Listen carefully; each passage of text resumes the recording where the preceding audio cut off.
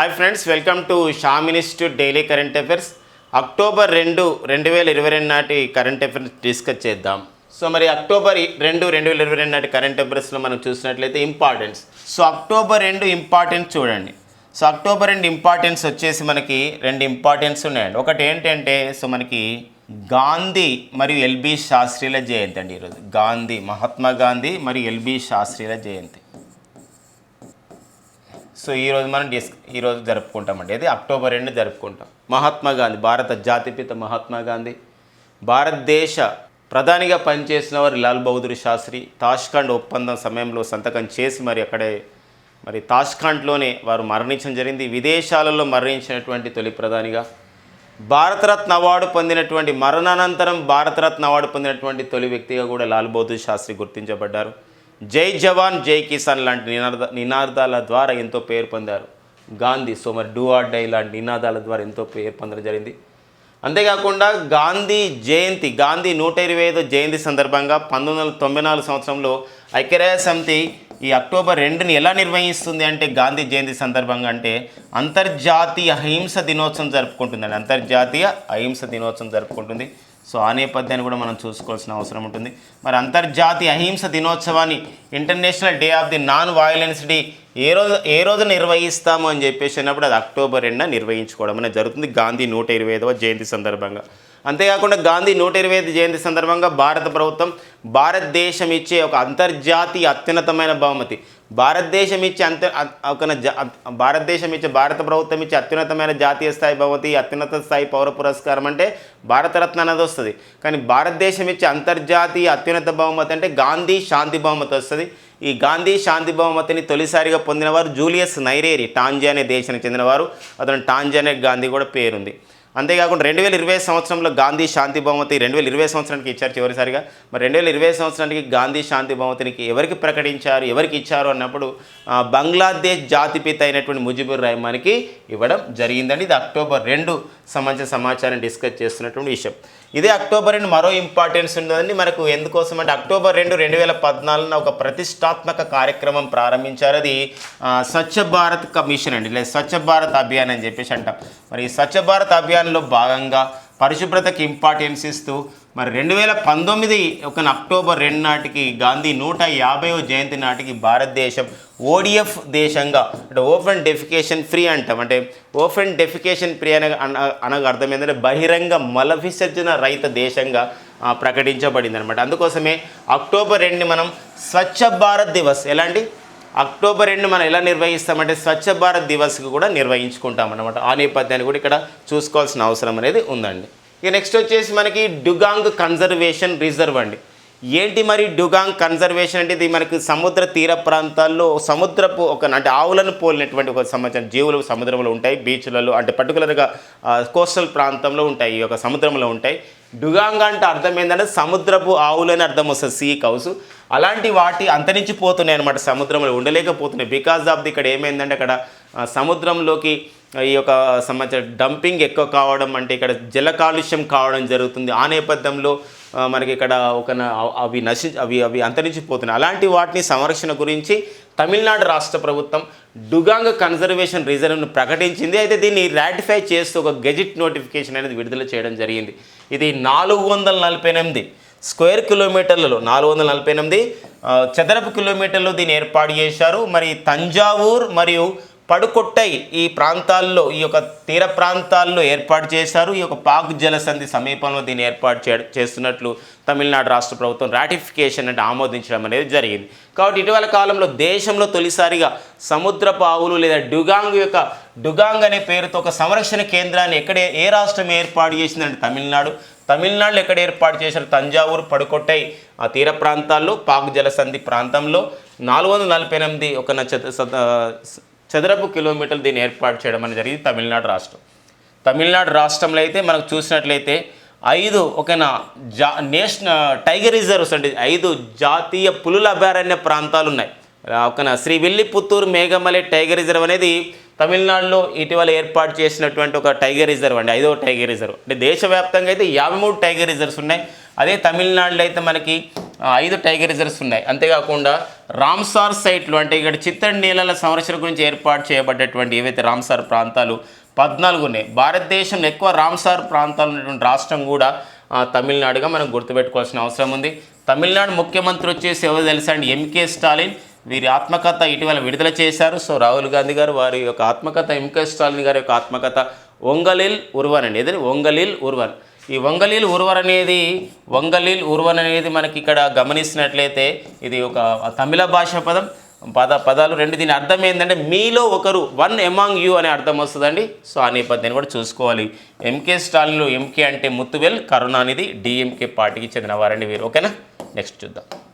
ప్రధానమంత్రి గరీబ్ కళ్యాణ్ అన్న యోజన 2020 మార్చిలో ఏర్పాటు చేయబడ్డ కార్యక్రమం. ఈ కరోనా లాక్డౌన్ సమయంలో అంటే నేషనల్ డిస్ట్రిబ్యూషన్ స్కీమ్ అంటాం, ఈ నేషనల్ ఫుడ్ డిస్ట్రిబ్యూషన్ స్కీమ్ అంటాం. జాతీయ ఆహార పంపిణీ కార్యక్రమంలో భాగంగా మనకి అదనంగా ఇచ్చేదే ఈ ప్రధానమంత్రి గరీబ్ కళ్యాణ్ యోజన. జాతీయ ఆహార పంపిణీ కార్యక్రమంలో మరి ప్రతి వ్యక్తికి కూడా అంటే రేషన్ కార్డు ఉన్నటువంటి వైట్ రేషన్ కార్డు ఉన్న ప్రతి వ్యక్తికి కూడా 5 కిలోల సంబంధించిన రైస్ ఇస్తారు. దీనికి అదనంగా మరో 5 కిలోల రైస్ని ఇచ్చే కార్యక్రమమే ప్రధానమంత్రి గరీబ్ కళ్యాణ్ అన్న యోజన. ఇప్పుడు ఇక్కడ ఈ నెలతో అయిపోతున్నటువంటి, లాస్ట్ నెలతో అయిపోతున్నటువంటి, సెప్టెంబర్ నెలతో అయిపోతుంది ప్రధానమంత్రి గరీబ్ కళ్యాణ్ యోజన. అయితే మరో 3 నెలల పాటు అంటే డిసెంబర్ 2022 నాటికి మరో పొడిగించడం జరిగింది. ఇంతవరకు కేంద్ర ప్రభుత్వం ఈ ప్రధానమంత్రి గరీబ్ కళ్యాణ్ అన్న యోజన కార్యక్రమం కానీ ఈ పీడిఎస్ అంటాం, పబ్లిక్ డిస్ట్రిబ్యూషన్ అని చెప్పేసి అంటాం. ఈ పబ్లిక్ డిస్ట్రిబ్యూషన్ సిస్టమ్ ద్వారా సో మనకి 3.45 కోట్ల లక్షలండి, 3,45,000 కోట్ల రూపాయలని ఖర్చు చేయడం జరిగింది ఈ యొక్క ప్రజా పంపిణీ వ్యవస్థకి, ఈ యొక్క ఆహార పంపిణీ వ్యవస్థకి అని చెప్పొచ్చు అనమాట. ఇది మనకి ఎప్పుడు ప్రారంభించబడింది, ఎప్పుడు పొడిగించారు, ఎంత ఖర్చు చేశారనే సంబంధించిన అంశం మనకి ఇక్కడ ఇంపార్టెన్స్గా చూసుకోవాల్సిన అవసరం ఉంటుందండి. ఇక నెక్స్ట్ వచ్చేసి సో మనకి ఐసీఏఓ అంటాం. ICO science pact with ISA అంటే ఐసీఓ అనే సంస్థ ఐఎస్ఏతో ఒక ఒప్పందం చేసుకుంది. ఐసీఏఓ అనగా అర్థం ఏంటంటే ఇంటర్నేషనల్ సివిల్ ఏవియేషన్ అండి. సివిల్ ఏవియేషన్ ఆర్గనైజేషన్ అంటామండి. ఆర్గనైజేషన్ అంటాం అంటే అంతర్జాతీయ పౌర విమానయాన సంస్థ అంటామండి. అంతర్జాతీయ పౌర విమానయాన సంస్థ. మరి ఈ సంస్థ అయితే అంతర్జాతీయ పౌర విమానయాన సంస్థ ఎక్కడ కలదు అంటాం అంటే కెనడాలో ఉంది. కెనడాలో ఎక్కడ ఉంది అంటే మాంట్రియల్ అనే నగరంలో ఉందండి ఈ యొక్క సంస్థ. మరి ఈ సంస్థ మన భారతదేశంలో ఉన్న ఐఎస్ఏతో ఒప్పందం చేసుకుంది. ఐఎస్ఏ అంటే అర్థం ఏంటంటే ఇంటర్నేషనల్ సోలార్ అలయన్స్ అంటామండి. International solar alliance. మరి ఈ సంస్థ ఇంటర్నేషనల్ సోలార్ అలయన్స్ 2016 ఏర్పాటు చేయబడింది. భారతదేశంలో ఉంది. మన భారతదేశంలోని ఇండియాలోని హర్యానాలోని గురుగ్రామ్లో ఉంది ఐఎస్ఏ సంస్థ, ఇంటర్నేషనల్ సోలార్ అలయన్స్ సంస్థ అంటే అంతర్జాతీయ సౌర కూటమి. మరి ఈ సంస్థలు మధ్య ఒప్పందం జరిగిందనమాట. ఎందుకోసం అంటే పౌర విమానయాన సంస్థలు అంటే మన విమానాశ్రయాలు ఉంటాయి. ఆ విమానాశ్రయాల్లో ఉన్నటువంటి ఖాళీ స్థలంలో సౌర విద్యుత్ కేంద్రాలు ఏర్పాటు చేసి తద్వారా విమానాశ్రయ అవసరాలకు ఉపయోగపడే విద్యుత్ని సౌర విద్యుత్ ద్వారా తీసుకోవడం అనేది జరుగుతుంది. తద్వారా మన కార్బన్ ఎమిషన్స్ తక్కువైపోతాయి. ఇలా ప్రపంచంలోనే తొలి సౌరయుత విమానాశ్రయాన్ని ఏర్పాటు చేసుకున్న దేశం మన భారతదేశం. సో భారతదేశంలో కేరళ రాష్ట్రంలో ఉన్నటువంటి మరి కొచ్చిన్ ఒక ఇంటర్నేషనల్ ఎయిర్పోర్ట్ లిమిటెడ్ సంస్థ అంటే కొచ్చి అంతర్జాతీయ విమానాశ్రయం అనేది ప్రపంచంలోనే తొలి సౌరయుత విమానాశ్రయంగా గుర్తించబడింది. కాబట్టి ఇలా ప్రపంచంలో వివిధ దేశాల్లో ఇలా ఏర్పాటు చేసే విషయంలో ఐఎస్ఏతో ఐసీఏఓ ఒక ఒప్పందం అనేది చేసుకోవడం జరిగిందండి ఈ యొక్క సౌర విద్యుత్ విషయంలో. ఓకేనండి. మరి ఐఎస్ఏ ఇంటర్నేషనల్ సోలార్ అలయన్స్కి అయితే ప్రజెంట్ డైరెక్టర్ జనరల్గా పనిచేసిన వారు ఎవరంటే వారు అజయ్ మాథుర్ అనేవారు ప్రజెంట్ డైరెక్టర్ జనరల్గా పనిచేస్తున్నారు. సో ఆ నేపథ్యం కూడా చూసుకోవాలి.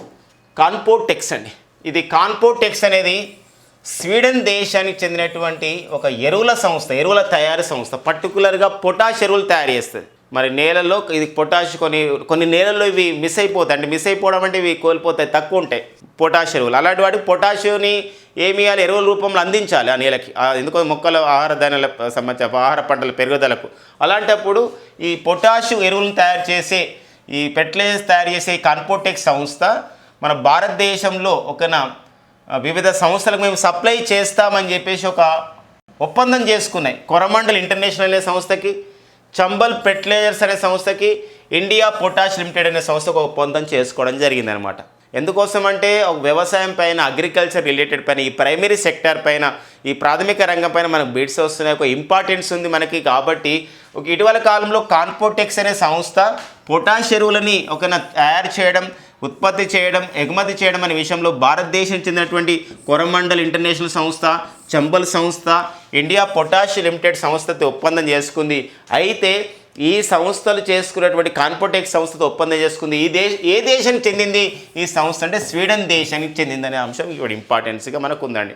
మరి స్వీడన్ రాజధాని వచ్చి మనకి స్వీడన్ స్టాక్హోమ్ అయితే, మరి స్వీడన్ రాజధాని స్టాక్హోమ్ అయితే స్వీడన్కి అయితే ఒక తొలి మహిళ అధ్యక్షురాలు ఉందండి. ఆమె ప్రజెంట్ పనిచేస్తుంది. ఆమె పేరే మగ్దలేనా అండర్సన్. ఎవరండి? మగ్దలేనా అండర్సన్ అనేవారు స్వీడన్కి తొలి మహిళ అధిపతిగా అధ్యక్షురాలుగా పనిచేస్తున్నారు.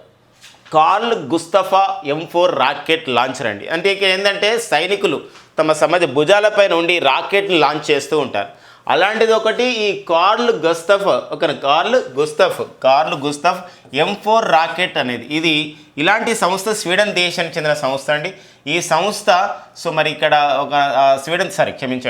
స్వీడన్ దేశానికి చెందినటువంటి ఒక సాబ్ అనే సంస్థ ఏదండి, సాబ్ అనే సంస్థ ఏం చేస్తుందంటే కార్ల్ గుస్తఫా M4 రాకెట్ని తయారు చేస్తుంది. ఆ యొక్క సంబంధించిన రాకెట్స్ తయారు చేస్తుంది లాంచింగ్ పర్పస్లో. అంటే ఇది రాకెట్స్ అంటే మనకి ఇక్కడ అంతరిక్ష రంగానికి సంబంధించింది కాదు, ఒక సైనికులు ఉపయోగపడే విధంగా రాకెట్ అనమాట. శత్రు ప్రాంతాలని ధ్వంసం చేయడం, లేదా హెలికాప్టర్లు ధ్వంసం చేయడం కింద నుండి, ఇలాంటి దాన్ని మన దేశంలో మేము ఈ యొక్క ప్లాంట్ని, ఈ పరిశ్రమని ఏర్పాటు చేస్తామని చెప్పేసి ముందుకు రావడం జరిగింది, ఒక ఒప్పందం చేసుకోవడం జరిగింది. కాబట్టి భారతదేశంలో ఈ క్రింది ఏ దేశానికి చెందినటువంటి మరి కార్ల్ గుస్తఫా M4 రాకెట్ అనే సంబంధించిన రాకెట్ లాంచర్ని ఈ క్రింది ఏ దేశానికి చెందినటువంటి సంస్థ అంటే సాబ్ అనే సంస్థ తయారు చేసింది. అయితే ఇది ఏ దేశానికి చెందిందంటే స్వీడన్ దేశానికి చెందండి. అంటే లేదా స్వీడన్ దేశానికి చెందినటువంటి స్వీడన్లో ఉత్పత్తి అయ్యే కార్ల్ గుస్తఫ్ M4 రాకెట్ లాంచ్ని మన భారతదేశంలో ఏర్పాటు చేస్తున్నారు. అయితే స్వీడన్ దేశానికి చెందిన ఏ సంస్థ మన భారతదేశంలో ఇది ఏర్పాటు చేస్తుందంటే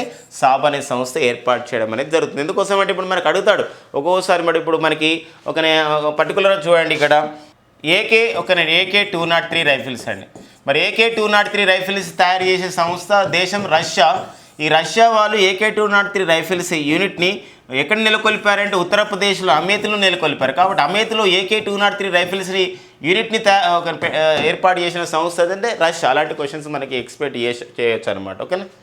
ఇక నెక్స్ట్ వచ్చేసి మనకి ఇండియా టూరిజం స్టాటిస్టిక్స్ 2022 పేరుతో కేంద్ర పర్యాటక శాఖ ఈ గణాంకాలను విడుదల చేసింది.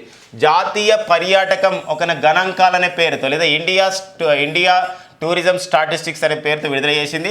అయితే ఇది 2022 పేరుతో విడుదల చేసిన ఇది 2021కి సంబంధించిన డాటాను 2020తో కంపేర్ చేసి విడుదల చేయడం జరిగింది. అంటే భారతదేశంలో విదేశీ పర్యాటకులు ఎక్కువగా వస్తున్నటువంటి రాష్ట్రాలు వచ్చేసి మహారాష్ట్ర, తమిళనాడు అండి. వెరీ ఇంపార్టెంట్ ఇలాంటి డాటా. మనకి మహారాష్ట్ర విదేశీ పర్యాటకులు ఎక్కువగా వస్తున్న రాష్ట్రాలు, తొలి 2 రాష్ట్రాలు మహారాష్ట్ర మొదటి స్థానం ఉండగా తమిళనాడు 2వ స్థానం ఉంది. భారతదేశంలో 2021 సంవత్సరంలో 1.52 మిలియన్ల విదేశీ పర్యాటకులు మన దేశానికి వచ్చారు. అది 2020లో అయితే 2.74 మిలియన్లు వచ్చారంటే ఎంత తగ్గారనమాట. 2020తో పోలిస్తే 2021లో విదేశీ పర్యాటకులు ఎంత శాతం తగ్గారు? క్షీణత అంటే 44.5% తగ్గారు. బికాజ్ మనకు తెలుసు కారణం ఏంటంటే కోవిడ్-19 సంక్షోభం అనవచ్చు. కోవిడ్-19 యొక్క ఉద్రిక్త పరిస్థితులు కానీ, కోవిడ్-19 యొక్క మహమ్మారి యొక్క పరిస్థితులు కానివ్వండి, తగ్గేటట్టు చేశారు. మరి దేశీయ పర్యాటకం చూసినట్లయితే దేశీయ పర్యాటకం 2021లో దేశీయ పర్యాటకం అంటే మన భారతదేశం వాళ్ళు, మన భారతీయులు మన వివిధ ప్రాంతాలకు వెళ్ళడంలో 67.63 మిలియన్ల ప్రజలు మన భారతీయులు దేశంలో వివిధ ప్రాంతాలు సందర్శించారు. ఇది 2020తో పోలిస్తే 11.5% పెరిగింది. అంటే విదేశీ పర్యాటకుల క్షీణత అనేది మనకు తగ్గింది. అంటే 2020-21తో పోలిస్తే, అదే 2021-20 పోలిస్తే 2021లో విదేశీ పర్యాటకుల కన్నా స్వదేశీ పర్యాటకులు పెరిగారు. ఎంత? 11.5% పెరిగారు. సో మన భారతదేశంలో విదేశీయులు ఎక్కువగా చూసే టాప్ 3 ఎక్కువగా చూసే అంటే దేశీయులు అంతా అన్నమాట. దేశీయులు అంతా చూసే టాప్ 3 టూరిస్ట్ సైట్స్ ఏవి, విదేశీ పర్యాటకులు చూసే ప్రాంతాలు ఏదంటే తాజ్మహల్, ఎర్రకోట, కుతుబ్ మినార్. అలా కాకుండా విదేశీయులు ఎక్కువగా అట్రాక్ట్ చేస్తున్నారు ఒక పర్యాటక కేంద్రంగా అంటే ఒక సంబంధించిన సాంస్కృతిక ప్రాంతాన్ని ఎక్కువ ఇష్టపడుతున్నారంటే అది ఒక తమిళనాడులోని మమల్లపురం సైడ్స్ అండి. తమిళనాడులోని మమల్లపురం సైడ్స్ని ఎక్కువగా విదేశీ పర్యటనకు వస్తున్నారు. విదేశంగా మొత్తం కలిపి టాప్ 3 సైట్స్ అంటే టూరిస్ట్ సైట్స్ వచ్చేది తాజ్మహల్, ఎర్రకోట, కుతుబ్-మినార్. ఓన్లీ విదేశీయులు ఎక్కువగా చూస్తుందంటే ఇక్కడ మమల్లపురం అని చెప్పొచ్చండి. ఇదైతే తమిళనాడులో ఉంది. అయితే మన భారతదేశానికి 15 దేశాల వాళ్ళు, అత్యధికంగా 15 దేశాల వాళ్ళు వచ్చే విదేశీ పర్యాటకుల్లో 80.9% మంది 15 దేశాల వాళ్ళు ఎక్కువ వస్తున్నారు. వాళ్ళలో మరి టాప్ 5 కంట్రీస్ ఏవంటే ఎక్కువగా ఏ దేశం నుండి విదేశీ పర్యాటకులు మన దేశానికి వస్తారంటే అమెరికా మొదటి స్థానం ఉంది, బంగ్లాదేశ్ 2వ స్థానం, యూకే 3వ స్థానం, కెనడా 4వ స్థానం, నేపాల్ 5వ స్థానం ఉందండి. 2021 సంవత్సరంలో విదేశీ పర్యాటకుల ద్వారా మన భారతదేశానికి వచ్చినటువంటి విదేశీ మారక ద్రవ్యం ఎంత వచ్చిందంటే $8.797 US బిలియన్ మాదక ద్రవ్యం అనేది రావడం జరిగింది. 8.797 అండి. ఇక నెక్స్ట్ వచ్చేసి రష్యా అధ్యక్షుడైనటువంటి వ్లాదిమిర్ పుతిన్ ఒక ప్రకటన చేశాడు. ఏంటంటే ఉక్రెయిన్లోని డొనెట్స్కు, లుహెన్స్కు, జపరోజియా అండ్ కెర్సన్ ఈ 3 ప్రాంతాలని మేము స్వాధీనం చేసుకున్నాము, అవి మా భూభాగములు విలీనమైనని చెప్పేసి ప్రకటించడం జరిగింది. ఆల్రెడీ ఈ 4 ప్రాంతాలు గత నెలలోనే ఏం చేశారంటే వీటిని స్వయం ప్రతిపత్తి ప్రాంతాలుగా, అంటే స్వయం ప్రతిపత్తి ప్రాంతాలు అంటే అటామనస్ రీజియన్గా ప్రకటించారు. రెఫరెండం నిర్వహించారు అక్కడ. తర్వాత ఇప్పుడు నెక్స్ట్ ప్రకటన ఏంటంటే ఉక్రెయిన్లో ఈ ప్రాంతాలని డొనెట్స్కు, లుహెన్స్కు, జపరోజియా అండ్ కెర్సన్ ఈ 4 ప్రాంతాలని మేము వశపరుచుకున్నాం, మా స్వాధీనం చేసుకున్నామని ప్రకటన వచ్చింది. కాబట్టి అది ఇంపార్టెంట్ అండి. అంటే 2014 తర్వాత 2014లో ఉక్రెయిన్లోని క్రిమియా భాగాన్ని రష్యా స్వాధీనం చేసుకుంది. క్రిమియా తర్వాత అధికారికంగా రష్యా ఈ క్రింది ఏ 4 ప్రాంతాలను తీసుకుంది అన్నప్పుడు డొనెట్స్కు, లుహెన్స్కు, జపరోజియా, కెర్సన్ ఈ ప్రాంతాలన్నీ కూడా ఉక్రెయిన్ చెందినవి. ఓకేనా. ఇక నెక్స్ట్ వచ్చేసి మనకి లతా మంగేష్కర్ అండి. ఇటీవల మనకు న్యూస్లో ఉన్నారు. మనకి వారి యొక్క జయంతి కూడా వేడుకలు జరిగాయి. ఉత్తరప్రదేశ్లో ఏదైతే అయోధ్య నగరం ఉందో అయోధ్య నగరంలో ఒక కూడలికైతే లతా మంగేష్కర్ చౌక్ కూడా ఏర్పాటు చేసి ప్రారంభించడం జరిగింది భారత ప్రధాని నరేంద్ర మోడీ గారి చేతుల మీదుగా. అయితే మన పెంగ్విన్ ర్యాండమ్ హౌస్ ఇండియా అనే ఒక ప్రచురణ సంస్థ లతా ఏ లైఫ్ ఇన్ మ్యూజిక్ అనే పేరుతో ఒక జీవిత చరిత్ర పుస్తకాన్ని విడుదల చేయడం జరిగిందనమాట. కాబట్టి ఒక గానకోకిలగా పేరొందినటువంటి మరి ఒక సింగర్ అయినటువంటి దివంగత లతా మంగేష్కర్ జీవిత చరిత్ర అయినటువంటి లతా ఏ లైఫ్ ఇన్ మ్యూజిక్ అనే ఒక జీవిత కథను ఈ క్రింది ఏ ప్రచురణ సంస్థ ఇటీవల విడుదల చేసిందంటే పెంగ్విన్ ర్యాండమ్ హౌస్ ఇండియా విడుదల చేయడం జరిగిందండి. పుస్తకాల రచయితలు ఇంపార్టెంట్. ఇక నెక్స్ట్ వచ్చేసి దులీప్ ట్రోఫీ అండి. దేశవాళీలో ఒక ఫస్ట్ క్లాస్ క్రికెట్ టోర్నమెంట్గా పిలువబడేది దులీప్ ట్రోఫీ. మరి ఇక్కడ రంజీ ట్రోఫీ అంటాం. ఇది దేశవాళీలో జరిగే సమయానికి Ranji trophy, Deodhar trophy and Vijay Merchant trophy, Mushtaq Ali T20 tournament ఇవన్నీ కూడా దేశవాళీలో జరిగే ఫేమస్ క్రికెట్ టోర్నమెంట్స్. అందులో మరి దులీప్ ట్రోఫీ 2022 అంటే 61-62లో ప్రారంభించబడింది ఈ దులీప్ ట్రోఫీ. మరి ఈసారి విజేతగా ఎవరు నిలిచారంటే వెస్ట్ జోన్ విజేతగా నిలిచింది, రన్నరప్గా నిలిచింది సౌత్ జోన్. మరి ఈ యొక్క దులీప్ ట్రోఫీ 2022 విజేత అయిన వెస్ట్ జోన్కి క్యాప్టెన్గా ఉన్నవారు ఎవరండి? అజింక్య రహానే. ఇవ్వండి మనకి October 2, 2022 నాటి కరెంట్ అఫైర్స్ ఇవ్వండి. Thank you friends and all the best.